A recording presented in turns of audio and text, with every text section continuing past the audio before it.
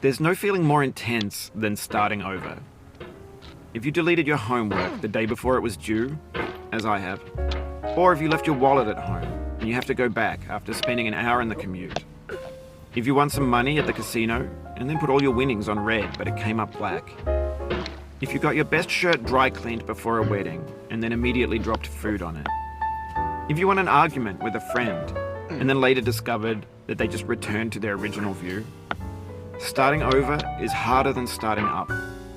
If you're not ready for that, like if you've already had a bad day, then what you're about to go through might be too much. Feel free to go away and come back. I'll be here. Alright, thanks for coming with me on this trip. I'll understand if you have to take a break at any point. Just find a safe place to stop and quit the game. Don't worry, I'll save your progress, always, even your mistakes. This game is a homage to a free game that came out in 2002, titled Sexy Hiking. The author of that game was Jazzuo, a mysterious Czech designer who was known at the time as the father of B-games. And B-games are rough assemblages of found objects. Designers slap them together very quickly and freely, and they're often too rough and unfriendly to gain much of a following. They're built more for the joy of building them than as polished products. In a certain way, Sexy Hiking is the perfect embodiment of a B-game.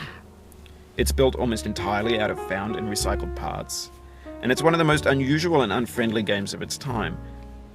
In it, your task is simply to drag yourself up a mountain with a hammer. And that act of climbing, in the digital world or in real life, has certain essential properties that give the game its flavor. No amount of forward progress is guaranteed. Some cliffs are too sheer or too slippery. And the player is constantly, unremittingly in danger of falling and losing everything. Anyway, when you start Sexy Hiking, you're standing next to this dead tree that blocks the way to the entire rest of the game. It might take you an hour to get over that tree, and a lot of people never got past it. You prod and you poke at it, exploring the limits of your reach and your strength, trying to find a way up and over. And there's a sense of truth in that lack of compromise. Most obstacles in video game worlds are fake. You can be completely confident in your ability to get through them once you have the correct method or the correct equipment or just by spending enough time. In that sense, every pixelated obstacle in Sexy Hiking is real. The obstacles in Sexy Hiking are unyielding, and that makes the game uniquely frustrating. But I'm not sure Jazzuo intended to make a frustrating game. The frustration is just essential to the act of climbing, and it's authentic to the process of building a game about climbing. A funny thing happened to me as I was building this mountain. I'd have an idea for a new obstacle,